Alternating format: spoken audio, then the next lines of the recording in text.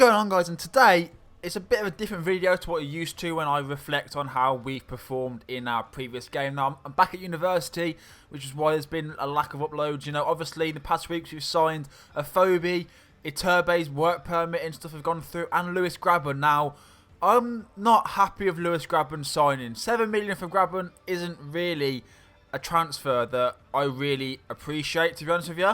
AFCB and Iturbe are world-class signings for our club. I think they're both going to fit in wonderfully, and I think they're both going to be very, very key players to our survival. But Grabban, I don't. Now, don't get me wrong, if he starts scoring goals and whatever, I will back him even from the get-go. Like yesterday when he played, I backed him, and when he came on, I was happy to see him back, but then I was like, 7 million, really?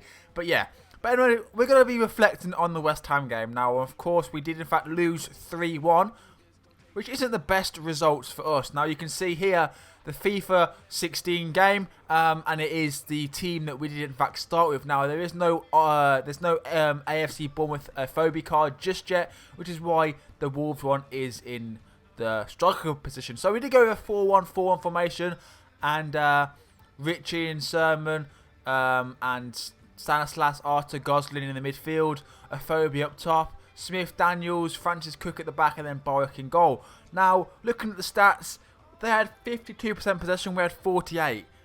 And I think, actually, as well, they had more passes at full time than we did, which is a strange stat, because normally we pass and we just play fluent football, more possession. And yeah, for some reason last night it didn't really happen. We had 11 shots with 4 on target to their 10 and 5. They had 7 corners and we had 4. And then we committed 8 fouls to their 5.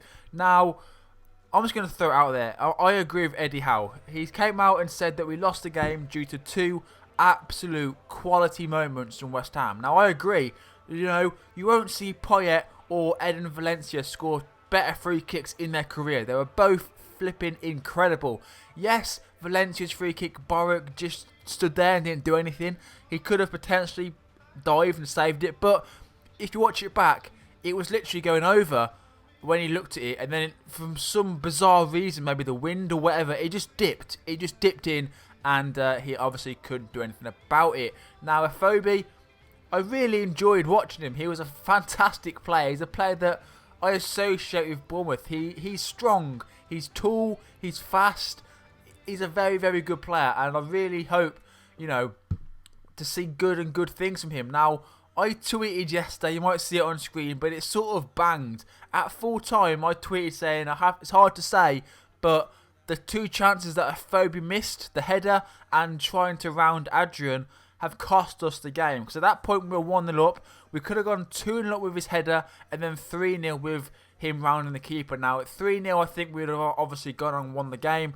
And yeah, that cost us the game in my opinion. That I can't fault him because it was his fault. But you know, he's new to the club. He did well to get in the positions anyway because of the way we play. He's got to adapt and stuff.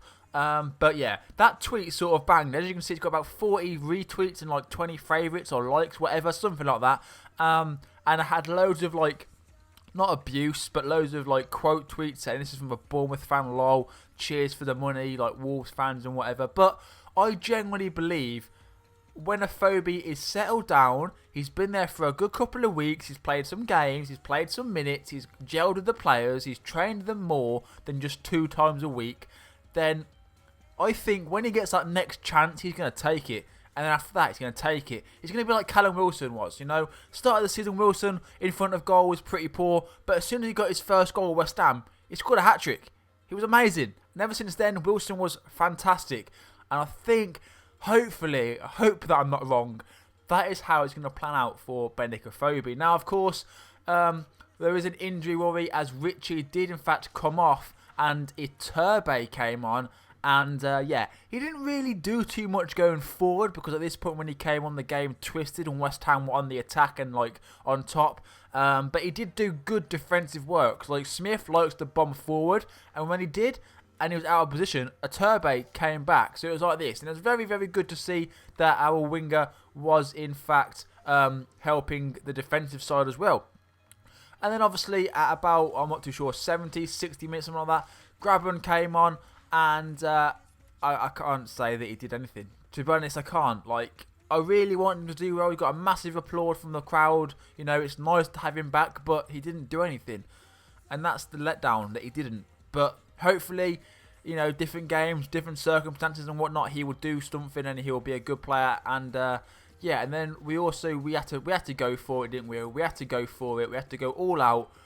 And Eddie Howe decided that the best way to do that was to take Harry Arter off and put Glenn Murray on. And that is how the game actually ended. But Murray actually did more than Grabban, and he was on the pitch for less time. He hit the post and got us a corner from it. But with the new signings, with Grabban, AFCB, King obviously injured, where's Murray going to fit in? You know, we've got Kermigan, who I think we're going to offload, to Ranty, who I think will also offload. I don't think they'll be in the 28-man squad come the end of January. I don't think he will be.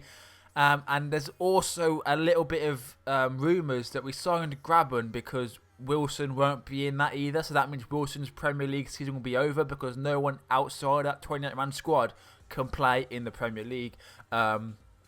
So yeah, maybe that's why we signed Grabban. If it is, then okay, I'll give you that. You know, he's not a like for like, but we had Grabban before Wilson, so we know he can score goals. He knows already the way we play, so maybe it was a tactical decision. And if it was, then I agree that the right man was actually brought back to the club. But if Wilson is included in that 28-man squad, then I'm not too sure where Grabban's going to fit in. Because for me, Wilson is by far our best striker, and then AFCB is next, and then I believe King to be next, and then Grabban, then Murray, then Kermigan, and then to Ranty. And obviously we've got Lee Tomlin as well, who can play striker, cam, wide. Where is he going to fit in?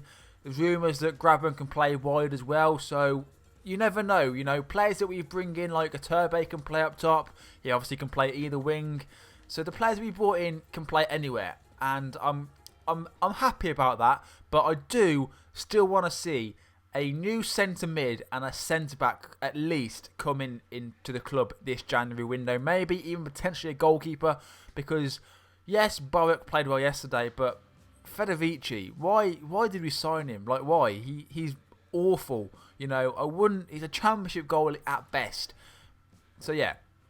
But anyway, guys, that is all for today.